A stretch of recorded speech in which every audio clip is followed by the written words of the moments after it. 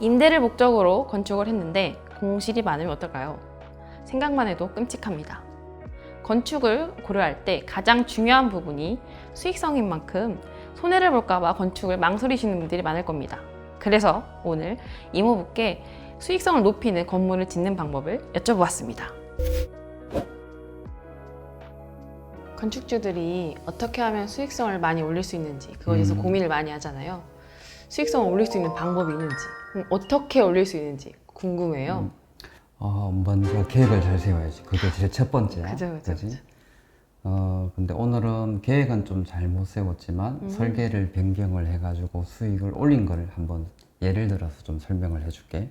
먼저 수익을 올리려면 첫 번째가 투자비를 줄여야 되지. 그렇죠. 당연하죠. 그리고 임대를 높게 받아야 되지. 그렇죠. 그래야지 수익이 높게 얻을 수 있는데, 투자비를 줄이기 위해서는 공사비를 줄여야 되는데 당연하죠. 근데 그게 가능할까요? 당연히 안 되지. 설계대로 공사를 하면 10억 정도 공사비가 나오는 거를 그걸 9억에 하겠다. 그건 불가능해. 그죠. 그렇게 하면 공사를 하다가 중단되고 더 큰 피해가 생길 수 있기 때문에 만약에 설계를 했는데 공사비가 너무 과하게 나왔다. 그럼 설계를 바꿔야지, 그지? 그러니까 건물이 밸런스가 맞아야 되는데 이 건물을 지을 때 쓸데없는 곳에 돈이 들어가지 않고 건물의 가치를 올리는데 돈이 투자를 해야 되거든. 수익을 올리기 위해서는 이제 임대를 높게 만들 수 있는 건물을 만들어야 되는데, 근데 임대를 높게 받을 수 있는 건물이 어떤 건물일까? 글쎄요. 임대자가 들어오고 싶은 건물이어야 되는 그렇지. 거지. 제가 하고 싶은 거. 그렇지. 그렇게 하기 위해서는 그 땅에 맞는 정도의 건물이 지어져야 돼. 그리고 그 건물이 다른 건물보다 경쟁력이 있어야 돼. 예를 들어서 여기는 식당가야. 네. 그래서 여기는 다 식당을 하기 위해서 이제 임대자들이 다 들어오는데, 만약에 사무실을 지으면 임대가 될까? 안 되죠. 안 되지, 그지? 여기는 다 사무실이 있는 건물들, 동네야. 근데 건물을 짓고 나면 이제 옆 건물들하고 경쟁을 해야 돼. 그렇죠. 그러면 어떻게 해야 될까? 임대를 더 높게 받기 위해서. 뭔가 더 좋은 포인트가 있어야죠. 그렇지, 옆 건물보다 더 좋아야 되는 거야.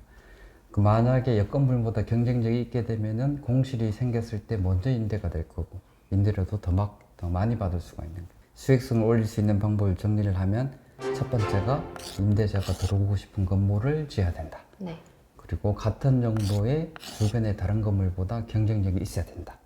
그리고 과하게 공사비가 들지 않게 설계를 해야 된다. 그래서 이 동네에서 건물을 지을 때 어느 정도의 그레이드로 건물을 지어야 될까를 고민할 때 그냥 답은 정해져 있어. 요 주변에 있는 건물보다 한 그레이드만 더 높으면 돼. 조금 더. 그렇지. 자, 사례를 한번 들어줄 거야. 한번 지도를 볼까? 현장이 여기 있는 현장이었어.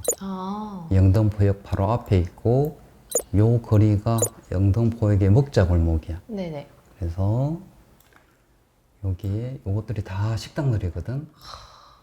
지금 요 건물이야. 이제 공사를 하려고 하는 건물이 네네. 이제 3층짜리 건물이고, 대부분 식당, 노래방, 뭐 이동통신회사 이런 건물들이 들어와 있지, 그지? 그래서 이 건물은 3층 건물로 1층 식당들하고 나머지 사무실로 쓰던 건물이었고, 연임대로가 한 2억 정도 받던 건물이었는데, 건축주는 이 땅을 팔 생각이 없어. 좋은 위치의 땅이었기 때문에. 그래서 신축을 해서 수익을 조금 더 올리고 싶었거든.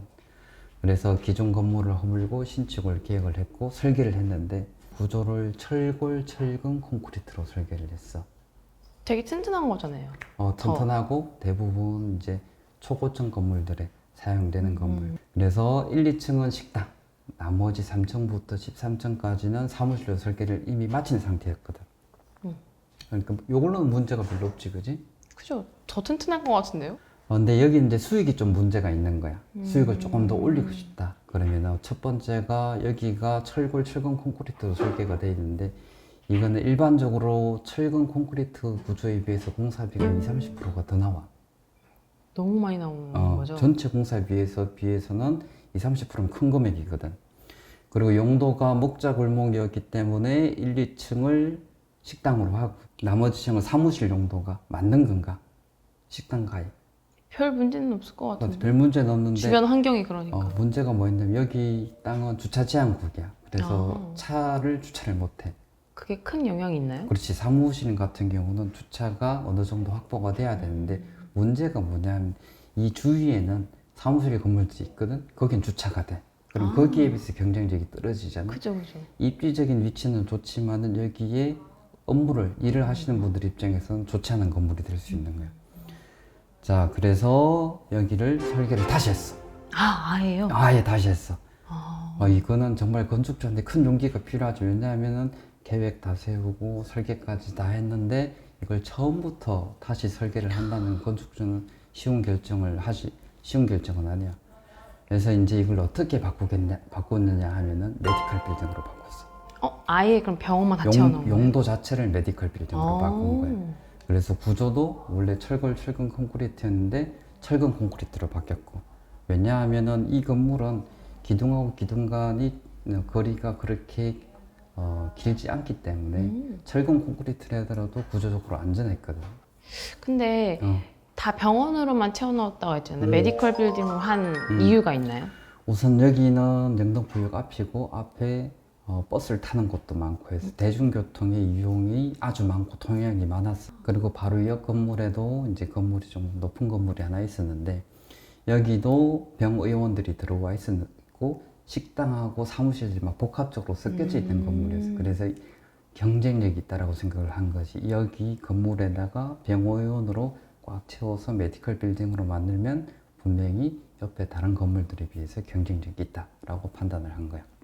처음 용도 목적 자체는 임대 전용률을 올리는 거였어. 그러니까 여기 같은 경우는 들어오는 손님들보다는 3층에서 13층에 사무실로 주로 쓰기 때문에 공용 공간이 많은 것보다 사무실 공간이 넓은 게 좋다고 판단을 한 거고, 그러다 보니까 공용 공간, 복도나 이런 것들은 줄이고 임대를 하는 공간들을 키우는데 목적을 맞춘 거예요. 저 아무래도 사무실이니까. 근데 이제 여기 용도가 바뀌었지.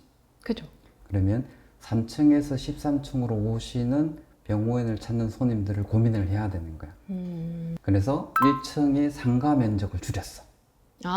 상가 면적을 줄이고 엘리베이터로 가는 공간, 그까지의 동선을 확보를 충분히 더 하기 위해서 복도도 키우고, 그리고 복도에서 이제 엘리베이터를 타기 위해서 손님들이 기다려야 되잖아. 네네. 거기에 있는 이제 엘리베이터 앞쪽을 전실이라고 하거든. 거기에 공간을 넓히고 기다리면서 덥거나 추우면 안 되기 때문에 냉난방기도 설치를 하고 엘리베이터도 사이즈를 조금 더 키우고 속도도 더 올려서 설계를 변경을 한 거야. 방문자를 고려를 한 거네요. 그렇지. 이전에는 거기에서 업무를 하는 사람들에 맞춰서 설계를 했다라고 하게 되면 이제는 이 건물에 찾아오신 손님들의 입장에 맞춰서 설계를 변경을 한 거지. 왜냐하면은 병원이 들어오게 되면 당연히 그분들도 손님들이 본인의 병원까지 오기가 쉬워야 되니까. 그렇죠, 그렇죠. 그게 우선이거든. 그리고 이제 사무실은 한 층에다 이제 2개씩 넣을 수 있게끔도 설계를 해놨어. 왜냐하면은 한 층을 다 쓸 수 있는 사무실들이 안 들어올 수도 있기 때문에, 그래서 한 층에서 작게 들어온 것도 고려를 해가지고 설계를 했는데, 이제 의원이 들어오게 되면 이제 그게 필요가 없는 거예요. 왜냐하면은 요 건물의 한 층의 면적이 딱 의원이 들어올 사이즈였기 때문에 굳이 그 2개를 나눠서 전기를 따로 하거나 아니면 배관을 따로 하거나 이럴 필요가 없어서 한 층이 그냥 딱 의원이 하나 들어올 수 있게끔 그렇게 맞춰서 설계를 한 거야. 그래서 이제 이런 건물이 지어진 거야. 오, 엄청 멋있어졌는데요? 그치, 멋있어졌지, 그지? 네.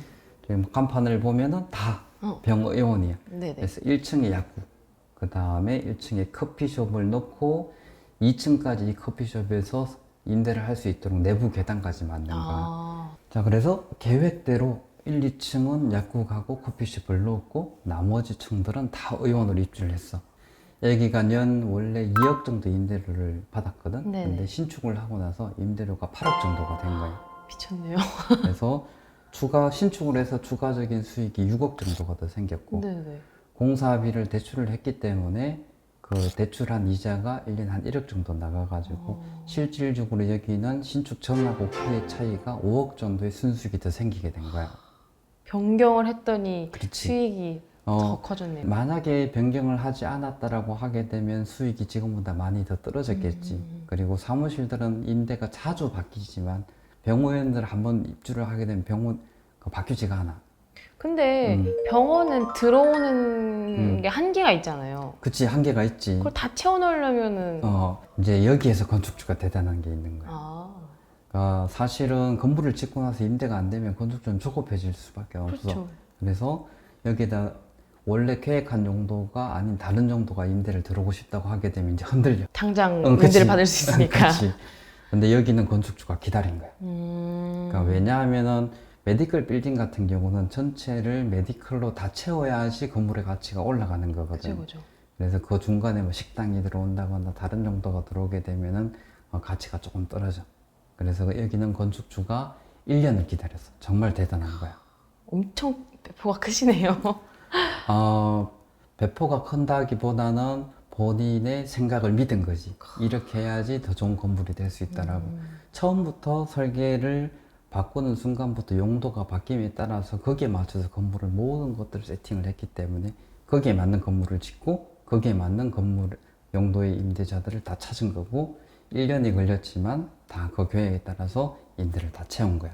이 사례는 어떤 사례냐 하면 처음 계획 세우고 설계를 할 때까지는 잘못된 생각을 판단을 하고 계획을 세웠지만 거기에 설계하는 과정에서 설계를 변경함으로써 더 좋은 높은 수익을 얻을 수 있는 건물로 이제 새롭게 탄생을 한 거지.